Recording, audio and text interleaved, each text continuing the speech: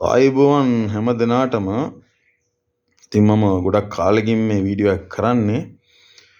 විශේෂයෙන්ම කියන්න ඕන ශ්‍රී ලංකාවේ වර්තමාන ජනාධිපතිවරයා කරු අනුර කුමාර දිසානායක සහෝදරයා මෙතෙක් පාලනය කරපු රජවරුන්,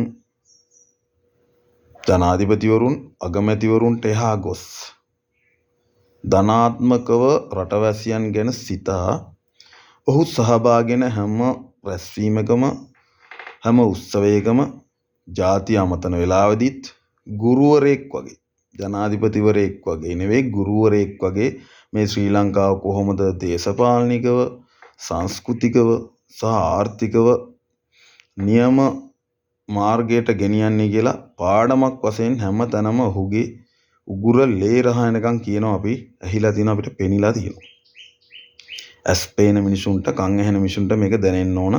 ශ්‍රී ලංකාවේ ජීවත් වෙන අපිට ඔහු ජනාධිපති කාලෙත් නෙවෙයි, ඔහු മന്ത്രി කාලේ ඉඳලම දැන් අවුරුදු 30 ගණනක් වගේ මේ විදියට ජනතාව දැනුවත් කිරීම කරනවා. ඒ වගේම අහලා තියෙනවා ඔහු විශ්වවිද්‍යාල ජීවිතෙත්, ඒ වගේම ඉස්කෝලේ යන කාලෙත් එතුමා මේ සම්බන්ධයෙන්, මේ අසාධාරණ සම්බන්ධයෙන්, ඒ වගේම සාධාරණ රටක් බිහි කිරීම සම්බන්ධයෙන් කතා කරා, දැනුවත් කරා කියලා අපි අහලා තියෙනවා.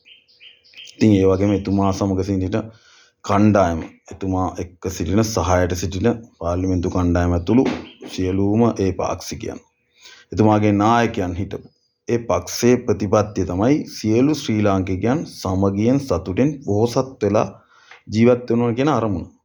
ඉතින් ඒ අරමුණ ඔස්සේ තමයි එතුමාලා බලය ලබා ගත්තේ. ඉතින් එතුමාලා ඒ ආකාරයට දැන් කරගෙන යනවා.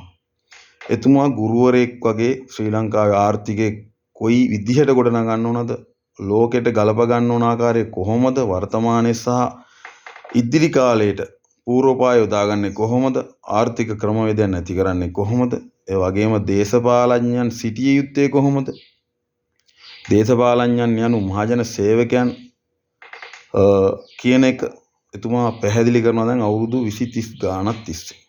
ඒක ඕනම නොතේරෙන මිනිහෙකුට අහලම දැන් තේරෙන්න ඕන. ඉතින් එහෙම තියෙද්දිත් ශ්‍රී ලංකාවේ සුළුතරයක් කනගාටුයි කියන්න, මේ දැන් අවුරුදු කීපයකට පෙර 2022 මං හිතන ආකාරයට ශ්‍රේෂ්ඨාධිකරණය, ගරු ශ්‍රේෂ්ඨාධිකරණය විසින් නම් කෙරුවා, නියෝග කළා, රට බංකොලොත් කළා, ඒවට වගකියුත්තෝ ඉන්නවා කියලා. ඉතින් ඒ හැම කෙනාම මේකට වක් කියන්න ඕන. නම් වශයෙන්ම, පක්ෂ වශයෙන්ම ශ්‍රේෂ්ඨාධිකරණය දැනුම් දුන්නා. ඉතින් ඒ නායකයෝ, ඒ හිටපු නායකයෝ පිටිපස්සේ යමින් ශ්‍රී ලාංකිකයන් කොටසක් මිත්‍යාවට අහු වෙලා තාමත් මේ ජනාධිපතිතුමා ප්‍රමුඛ කණ්ඩායමේ මතය, මේ ශ්‍රී ලංකාව ගොඩ නගන්න ඕන කියන මතයට විරුද්ධව මිරිඟුවක් පස්සේ දුවනවා, පේනවා, කනගාටුදායකයි. ඉතින් මේක කියන්න ඕන, මේක පුද්ගලික කාරණයක් නෙවෙයි ජනාධිපතිතුමාගේ හෝ ඒ පක්ෂයේ. මේ පක්ෂයේ පොදු අරමුණක් ශ්‍රී ලංකාවේ සියලුම ජනතාව ලෝකේ පොහොසත් දියුණු රටවල් වල මිනිස්සුන් වගේම සතුටින් පොහොසත්කමින් ඉන්න ඕන කියන අරමුණ තමයි යාළගේ තියෙන්නේ. ඉතින් අපි ඒක තේරුම් ගන්න ඕන. හොඳ ආර්ථිකයක් ගොඩනගලා ඒ ආර්ථිකයේ ප්‍රතිඵල, ඒ ආර්ථිකයේ සහන එක් කණ්ඩායමකට, සුළු කණ්ඩායමකට විතරක් ගොඩ ගැසෙන්නේ නැති වෙන්න ශ්‍රී ලංකාවේ සියලුම ජනතාවට මේක ගලා එන්න ඕන. ඒ වගේම ශ්‍රී ලංකාවේ සියලුම ජනතාව ආර්ථිකයට සම්බන්ධ කරගන්න ඕන. ග්‍රාමීය, නාගරික, පහත්ම, කෘෂි, ඒ වගේ සියලුම වෘත්තීන් වල ඉන්න ශ්‍රී ලාංකිකයන් ආර්ථිකයට සම්බන්ධ කරගන්න ආකාරය තුමා පාඩමක් වගේ හැම සමීතියකම, හැම රැස්වීමකම ජාතිය අමතන වෙලාවෙත් කියලා දෙනවා. වෙන ජනාධිපතිවරු අපි දැක්කේ නැහැ එහෙම කියනවා. ඒ කට්ටිය කිව්වේ යාළගේ පක්ෂේ ගොඩනගා ගන්න හැටි, පාක්ෂිකයන්ට රැකියා දෙන හැටි තමයි ජාතිය අමතන වෙලාවෙත් හිටපු ජනාධිපතිවරු අපිට කියනවා, ඇහිලා තියෙන අගමැතිවරු. ඉතින් මෙතුමා මෙච්චර කැපකිරීමක් කරලා මේ වැඩසටහන කරනවා. ඒකට අපි ඔක්කොමලා එකමුතුව සහාය දක්වන්න ඕන. ඒ වගේම ඇමති මන්ත්‍රීවරුන්ටත් කියන්න ඕන, එතුමාලාත් ජනාධිපතිවරයා එනකම් ඉන්න අවශ්‍ය නැහැ. ඔවුන්ගේ දිස්ත්‍රික්ක වලට, ඔවුන්ගේ පළාත් වලට ගොස් ජාතික ප්‍රතිපත්තීන්, ඔබතුමාලා ගොඩනගලා තියෙන ප්‍රතිපත්ති දිවෙනයි, ගොඩනගලා තිබෙන ප්‍රතිපත්තීන් ක්‍රියාවට නංවන්න ජනාධිපතිතුමාට සහාය වෙන්න. ඒ වගේම මහජනතාවන අපිත් ජනාධිපතිවරයා ප්‍රමුඛ මේ පාර්ලිමේන්තු කණ්ඩායම, ඒ වගේම මේ දේශපාලන අධිකාරියට සහාය වෙනවා. මොකද ඒකට හේතුව තමයි මේ මෙතෙක් කාලයක් බිහි වූ හොඳම දේශපාලන අධිකාරිය තමයි මේ බිහිලා තියෙන්නේ.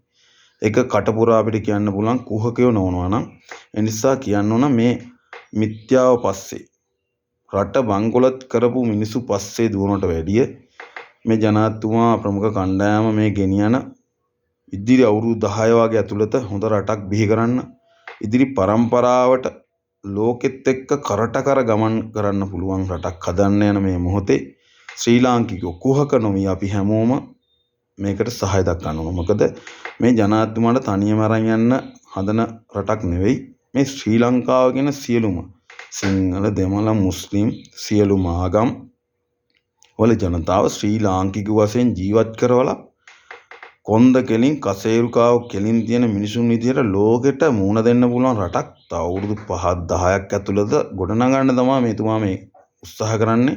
එක එක මිනිස්සු කුහක කතා කියයි මේ අපි මේ කියන අපිටත් එක එක කතා කියයි කමන්නේ. නමුත් අපි හරි දෙයට හරි කියනවා වැරදි දෙයට වැරදි කියනවා. ඒකයි කිව්වේ ජනාධිපතිතුමා සමග සිටින පාර්ලිමේන්තු කණ්ඩායම ඇමතිවරුත් තාම ඊට වැඩි හිතලා එතුමාගේ මේ උත්සාහයට සහාය දීලා ගමෙන් ගමට දිස්ත්‍රික්කෙන් දිස්ත්‍රික්කයට පළාතෙන් පළාතට ගොස් මේ ව්‍යාප්තිය අවුරුදු 5ක් ඇතුළත ගොඩනගන්න මහජනතාවගේ සිත් දිනා ගන්න පුළුවන් ආකාරයට. ඒ නිසා මේ අවංක චේතනාවට අවංක ක්‍රියාදාමයට අපි රටවැසියන් වශයෙන් ඔබතුමාලාට සහාය පතන ඒ වගේම සුබ ප්‍රාර්ථනා කරනවා.